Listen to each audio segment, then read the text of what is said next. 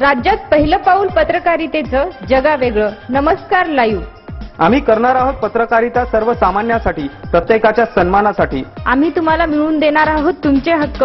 आमचा लढा असणार आहे तुमच्या प्रत्येक वेदनेसाठी. नमस्कार live. WhatsApp, Facebook, Twitter, email यांच्या माध्यमातून तुम्हाला मिळणार आहे जगाची खबरबात. नमस्कार लाईव्ह, बातमी तुमच्या जवळ.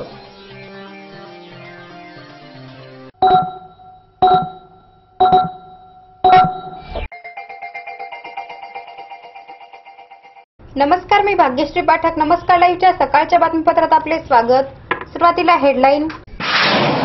आज गुरुपौर्णिमा. 15 वर्षातील महिला व बाल कल्याणसह विविध विभागांनी केलेल्या खरेदीची मुख्य सचिवांच्या अध्यक्षतेखाली चौकशी होणार. मुख्यमंत्री फडणवीस. कोण म्हणते नांदेडचे नगरसेवक अकार्यक्षम? 28 मिनिटात 56 ठराव मंजूर. स्मार्ट सिटी योजनेच्या स्पर्धेचा आज निकाल. नांदेडचा समावेश होणार का? उत्सुकता शिगेला. महापालिकेच्या विविध कामांना मंजुरी. विनय गिरडे पाटील. भोकर नगर पंचायतच्या स्वच्छता कामात लाखोचा घोटाळा. पीक विमा उतरविण्याचा आज शेवटचा दिवस. आता बातमीपत्र विस्ताराने. वैदिक धर्मात आषाढ महिन्यातील पौर्णिमेला गुरुपौर्णिमा अथवा व्यास पौर्णिमा म्हणतात. भारतीय संस्कृतीत गुरुचे स्थान फार मोठे आहे. गुरुबद्दल अपार श्रद्धा विद्यार्थी व समाजात आहे. प्राचीन विद्यादान पद्धती, तप आणि त्याग या पवित्र अशा ध्येयावर अधिष्ठित होती. अशा गुरुजनाबद्दल आदर, प्रेम व कृतज्ञता व्यक्त करण्याचा, त्यांचे पूजन करण्याचा हा दिवस आहे. याच दिवशी महर्षी व्यासांची जयंती आहे. महर्षी व्यासांनी एक राशीय वेद ज्ञान होते ते 4 विभागात केले. ते ऋग्वेद, यजुर्वेद, सामवेद व अथर्व वेद होत. ब्राह्मण, अरण्यक आणि उपनिषदांची निर्मिती केली. त्यानंतर 18 पुराणांची रचना केली. त्यांच्या या सर्व महान कार्याबद्दल त्यांच्याविषयी कृतज्ञता व्यक्त करण्याचा हा दिवस आहे. मानवी जीवन सदैव सुखदुःखाच्या हिंदोळ्यावर असते. जीवन दैवत्वाच्या दिशेने नेण्याचे कार्य गुरु करीत असतात. साधन काळात गुरु शिष्याचे सर्वतोपरी रक्षण करीत असतात. मागे पुढे उभे राहे सांभाळीत, आलिया आघात सोसावया हे सद्गुरू करीत असतात. त्यामुळे जीवनात गुरूंची आवश्यकता असते. गुरु जीवनाला विचाराला दिशा देतात. सदाचार व सद्वर्तनाला मार्गदर्शन मिळते. शिष्याचे जीवन सुखमय व आनंददायी बनते. गुरुमुळे आंतरिक शक्तीचा विकास घडतो व सर्व विश्वातील शक्तींना ते आपल्या शक्तीद्वारे नियंत्रित करतात. सर्वव्यापी परमेश्वराचे ज्ञान गुरुकृपेनेच होऊ शकते. त्यामुळे म्हणतात, गुरुर् ब्रह्मा गुरुर् विष्णू गुरुर्देव महेश्वरा गुरु साक्षात परब्रह्म तस्मै श्री गुरुवे नमः. गुरूंनी शिष्याला स्वीकार केला तरच परमेश्वर शिष्याचा स्वीकार करतो. गुरु व परब्रह्म हे एकच आहेत हे सांगितले आहे. त्यामुळे गुरु चालते बोलते ईश्वराचे अंशच असतात. जे अनुभव ईश्वराची भक्ती केल्यावर येतात तेच अनुभव गुरूंची भक्ती केल्याने येतात. गुरु आणि ईश्वर ही त्या अनादि अनंत परब्रह्माची 2 भिन्न वाटणारी रूपे. गुरु हे भगवंताचे सगुण साकार रूप, तर ईश्वर हा सगुण निराकार. गुरु हे आपल्या भक्ताच्या संकटापासून रक्षण करतात. भक्तांना उन्नतीच्या मार्गावरून चालवतात. गुरु आपल्या भक्ताच्या जीवनात आनंद तर निर्माण करतातच, पण त्याला ज्ञानाचा मार्ग दाखवतात. गुरूंची शक्ती अगाध आहे. गुरु आपल्या भक्ताला अज्ञानाकडून ज्ञानाकडे, असत्याकडून सत्याकडे नेतात. गुरु हा ईश्वर जर एकदम भेटले तर प्रथम कोणाला नमस्कार करावा याविषयी कबीरांचा दोहा प्रसिद्ध आहे. गुरु गोविंद दोनों खडे पाके लागू पाव, बलिहारी गुरु आपकी जिन गोविंद दियो मिलाय. गुरु परंपरा फार मोठी आहे. गुरूंचे महत्त्व सांगणारे गुरुचरित्रासारखे ग्रंथ व संतांचे अभंग आपल्याकडे प्रसिद्ध आहेत. सद्गुरु ज्ञानाची ज्योत शिष्याच्या अंतःकरणात प्रज्वलित करतात. त्यामुळे गुरु शिष्य परंपरा ही भारतीय संस्कृतीचा एक अनमोल ठेवा आहे. मानवी जीवनात गुरुचे महत्त्व असाधारण आहे. म्हणूनच म्हणतात की गुरुविना कोण दाखवेल वाट, आयुष्याचा पथ हा दुर्गम, अवघड डोंगर घाट. महिला व बाल कल्याण विभागाने गेल्या 15 वर्षात केलेल्या सर्व खरेदीची मुख्य सचिवांच्या समितीमार्फत चौकशी करण्याची घोषणा मुख्यमंत्री देवेंद्र फडणवीस यांनी गुरुवारी विधानसभेत केली. दरम्यान चिक्की खरेदीतील कथित घोटाळ्यावरून विरोधी पक्षनेते धनंजय मुंडे यांनी पुराव्याची जत्री सादर करीत जोरदार हल्लाबोल केला. त्यावर मंत्री पंकजा मुंडे यांनी सर्व आरोप फेटाळून लावत आरोप सिद्ध झाले तर राजकारण सोडेल असे आवाहन दिल्याने मुंडे विरुद्ध मुंडे अभूतपूर्व सामना पाहायला मिळाला. महिला व बाल कल्याण मंत्री पंकजा मुंडे, शिक्षण मंत्री विनोद तावडे, आरोग्य मंत्री डॉक्टर दीपक सावंत तसेच महसूल मंत्री एकनाथ खडसे या मंत्र्यांच्या खात्याकडून झालेल्या खरेदीमधील भ्रष्टाचार व अनियमितता याबाबतची चर्चा विरोधी पक्षाने नियम 260 अन्वये उपस्थित केली होती। विरोधी पक्षनेते धनंजय मुंडे यांनी सरकारवर जोरदार हल्ला चढवला। लहान मुलांच्या खाण्यापिण्याच्या वस्तूत भ्रष्टाचार करणे ही आपली संस्कृती नाही, त्यामुळे या प्रकरणाची विद्यमान न्यायमूर्तीमार्फत चौकशी झाली पाहिजे अशी मागणी करून अशा भ्रष्ट सरकारमध्ये शिवसेनेने क्षणभरही राहू नये असा सल्ला त्यांनी दिला। धनंजय यांचे भाषण सुरू असताना काही काळ पंकजा या सभागृहात बसून नोट्स घेत होत्या, मात्र त्यानंतर त्या बाहेर गेल्या। माझ्या डोळ्यात डोळे घालून आरोप करण्याची हिंमत करून दाखवा अशा शब्दात सोशल मीडियावर मला आव्हान देणाऱ्या मंत्री कुठे गेल्या अशी विचारणा धनंजय यांनी वारंवार केली। वयाची व कर्तृत्वाची सांगड घालून मी लहान असल्याने व महिला असल्याने मला लक्ष्य केले जात आहे, परंतु मी सक्षम असून अशा चुका करण्याकरता इथे आले नाही। दलित गोरगरीब यांच्या तोंडचा घास खाणारे मी नाही।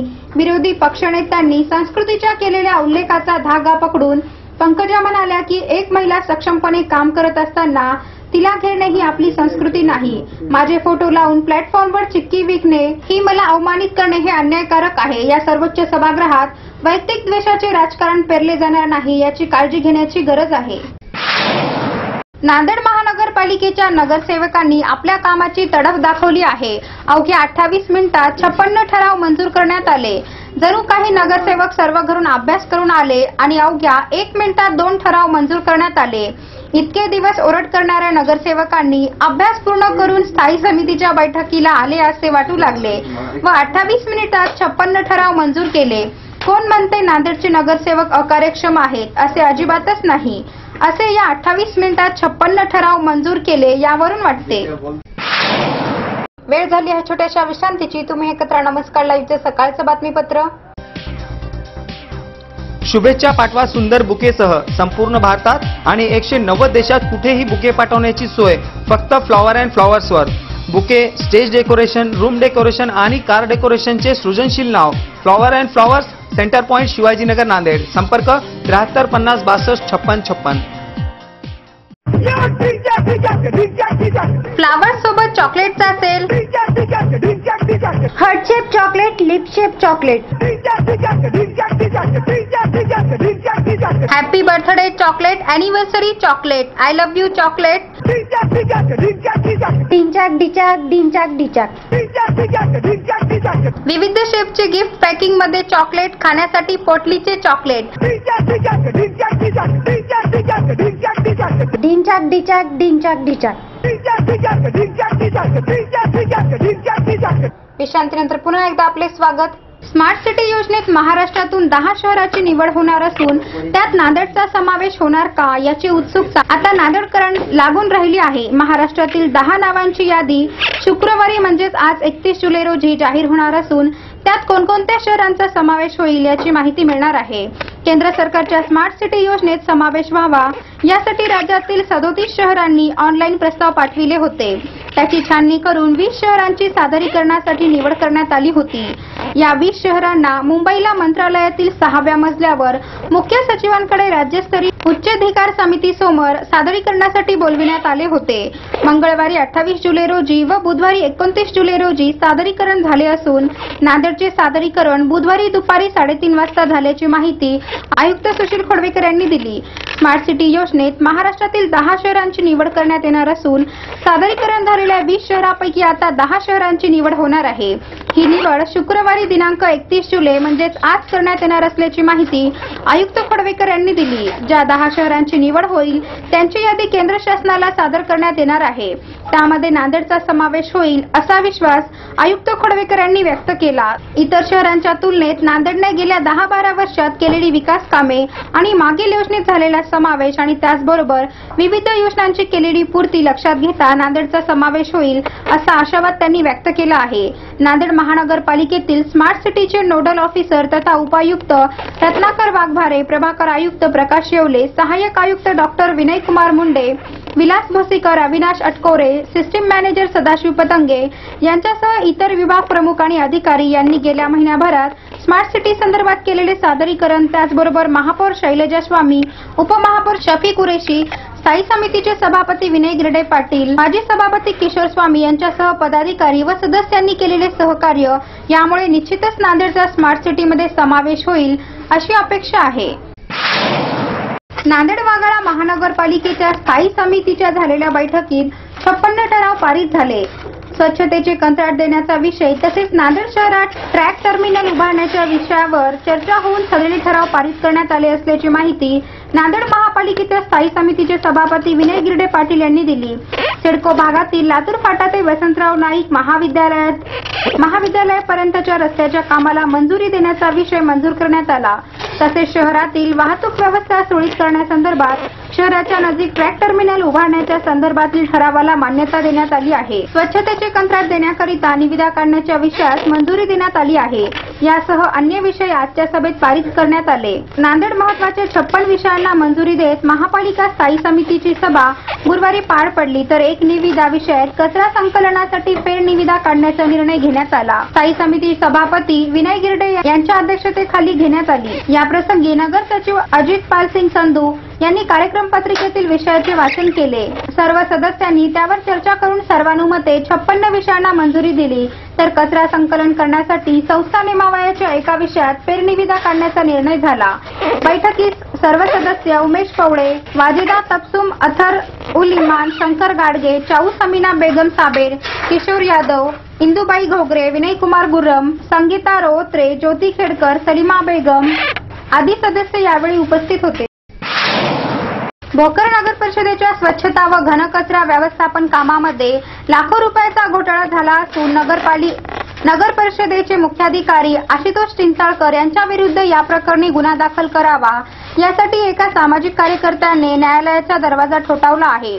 भोकर नगर परिषदेचे मुख्याधिकारी आशुतोष दिगंबरराव चिंचाळकर यांनी सन 2011 ते 12 या वर्षामध्ये जिल्हाधिकारी यांच्याकडून मंजुरी नसताना देखील निविदा मागविल्या होत्या. नगर परिषदेच्या विविध वाहनासाठी चालक व स्वच्छता विभागासाठी कंत्राटी पद्धतीवर मजूर पुरविण्याबाबतही निविदा एका स्थानिक वृत्तातून प्रसारित केली होती. या प्रकरणी लाखो रुपयाचा घोळ केला असल्याचा आरोप सामाजिक कार्यकर्ते स्वप्नील रामराव यांनी केला आहे. त्यांनी आपल्या वकिलामार्फत भोकरच्या न्यायालयात धाव घेतली असून मुख्याधिकारी चिंचाळकर यांच्यावर बेकायदेशीररित्या कामे दाखवून शासकीय निधीचा अपहार केल्याबाबत गुन्हा दाखल करावा अशी मागणी केली आहे. या तक्रारीने भोकर शहरात खळबळ उडाली आहे.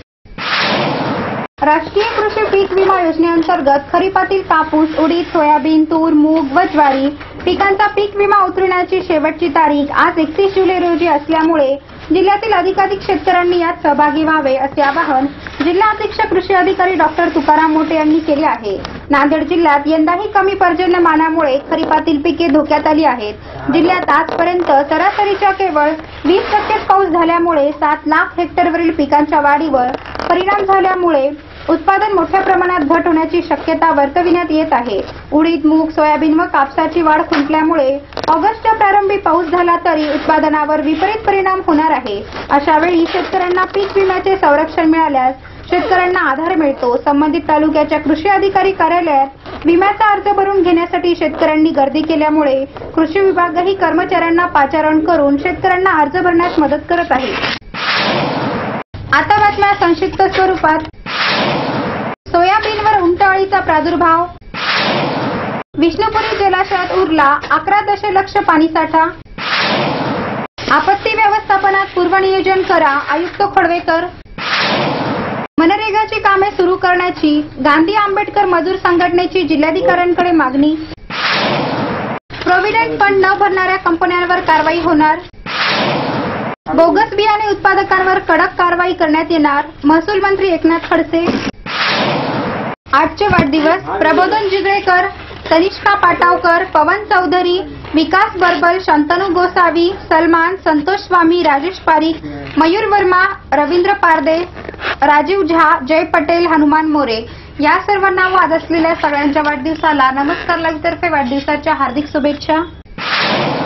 निधन वार्ता. दिगंबर हरी काकडे, चांदोजी पाटील, गणपतराव देवबा कांबळे, राजाबाई मारुती कृष्णुरे. आजचा सुविचार. सत्य म्हणजे काय ते डोळे उघडल्याशिवाय कळत नाही. ऋतुजा मोरे, नमस्कार लाईव्ह वाचक. शेवटी पुन्हा एकदा हेडलाईन. आज गुरुपौर्णिमा. 15 वर्षातील महिला व बाल कल्याणसह विविध विभागांनी केलेल्या खरेदीची मुख्य सचिवांच्या अध्यक्षतेखाली चौकशी होणार. मुख्यमंत्री फडणवीस. कोण म्हणते नांदेडचे नगरसेवक अकार्यक्षम? 28 मिनिटात 56 ठराव मंजूर. स्मार्ट सिटी योजनेच्या स्पर्धेचा आज निकाल. नांदेडचा समावेश होणार का? उत्सुकता शिगेला. महापालिकेच्या विविध कामांना मंजुरी. विनय गिरडे पाटील. भोकर नगर पंचायतच्या स्वच्छता कामात लाखोचा घोटाळा. पीक विमा उतरविण्याचा आज शेवटचा दिवस. आणि याचबरोबर नमस्कार लाईव्हचं सकाळचं बातमीपत्र संपलं. पुन्हा भेटू, तोपर्यंत नमस्कार. जग आता जवळ आले. जवळ म्हणजे किती? अगदी तुमच्या मुठ्ठीमध्ये. तुम्हाला माहित नसतं की तुमच्या आजूबाजूला घडते काय, पण मी सुदेशना धुतमल सांगणार आहे तुम्हाला आजूबाजूच्या ताज्या घडामोडी. नमस्कार लाईव्ह बातमी तुमच्याजवळ.